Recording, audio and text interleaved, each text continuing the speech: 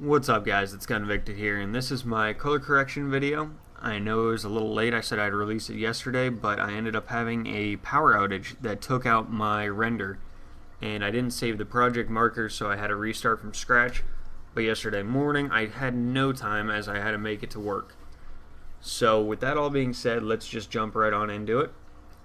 And you can tell from the beginning image here, I'm using Sony Vegas, of course. I tend to stick only to Sony Vegas as I don't really know After Effects that well. You can see my project marker, everything says it's in 720p, which is great. That's what you're always going to want to record in. 1080 is fine, but I stick to 720 myself. You can see in this image, I'm showing you that there's a few different colors and there's a detailed tank, and then we can see some shadows in here. So it's a good image to sit at and to just test out everything on for color correction. And one thing I always do is I disable resample for all my videos, and it might not make an immediate difference for this image for you, but it'll make it when you actually start getting some motion into the video. So I can't show you motion the best, but what I'll show you is how I add my color corrections. One way is to right click and go to media effects. The other way is to click the little plus sign over on the left side for the whole clip. That'll do everything here in that whole line. So if you have different gameplays from different maps, it'll change them all to the same, and sometimes that's not the best. So what you can do is you can do it on each individual one on one line by doing it like this, where you just click the little plus sign and it will go into it. But because it's just one gameplay, I'm just going to do it my normal way. Some options I normally choose is the color correction secondary. It doesn't seem to do too much, but I still enjoy using it. Color curves, which is the hardest one. Saturation and adjust is another one that I use, and I really do enjoy using it. Sharpen, it adds a little bit, but not too much. And then soft contrast, which also adds quite a bit. Let me zoom in here for you guys. Alright. So you can already see it's a little bit different. Most of these have been preset. I've already chosen them.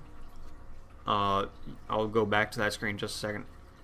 But you'll see that one didn't change too much, but if I change this one to HD, you can see a little bit of a difference, but a lot of it comes in when you get motion going on.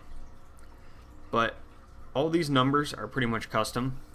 I will be going through them into the description and giving you guys a little, number chart of the name and how much I put in. You can type in the numbers or you can drag the bar. Now, for saturation adjust, as I selected before, is HD. It's kind of my default. I'll give those numbers in the description. Sharpen, again, it's pretty simple. It's just one single number. It's not a big difference, but I do like it. Now let's go over to soft contrast. This is where you tend to see more of a difference. So let's drop it down, and if you look up at the video, if I can actually click it, there we go. You'll see it definitely gets brighter. It's a little bit more vibrant. It really changes a lot. Now, there's two tabs in this effect, and I can't really say that word this early in the morning, but the second tab I don't ever use. I don't edit it. I don't change it at all. So, I'll put in the numbers for the first tab. Now for the difficult part. There's no numbers here that I can just give you that magically make your color correction better. So, as you can see, there's a lot of different ones I have saved here, but this is where I base everything off of. Now it might look a little too contrast up above, but you can change it around. And I'm going to show you just what the basics are. You move it down to the left, down to the right, it gets really, really contrast. It gets a lot of, deep, bright colors and looks almost like a cartoon. Now if you move it up too high to the left, it gets really, really bright and not enough contrast. So you've got to find that little mix in the middle that makes it look nice, gives you a good quality, and can actually help your video's quality. Now I can't give you numbers, as I said, because this is kind of a drag and move as you want, but you can look at this image and you can try to copy it, and you can see, if I click out, there we go, you can see I like the overall color correction. If I click on a different part of the video, it just looks very clean to me. Now color correction is also something that comes by your personal preference.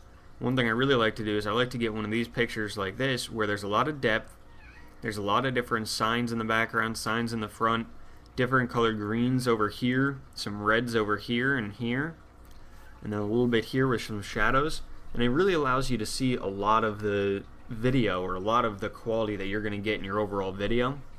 So it's a great little piece to be able to get a good view of the whole map, because it shows a lot of different parts of it.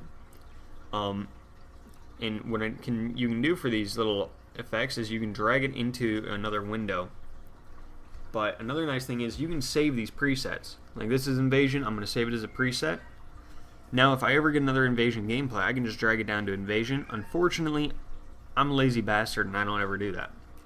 So I just tweak my color corrections for each and every video depending on how I feel that day, basically. Now this is a little clip that I'm going to get a little recording for you.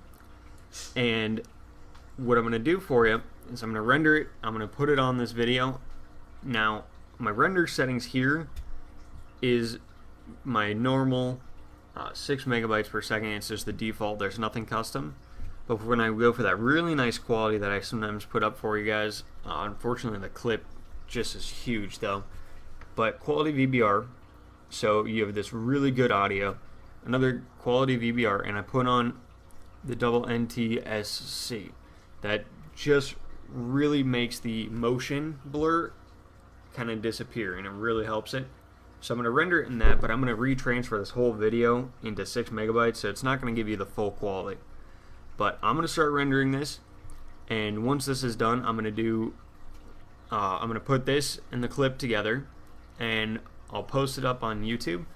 And as you can see, I've already done this once before with the clip, so we'll be able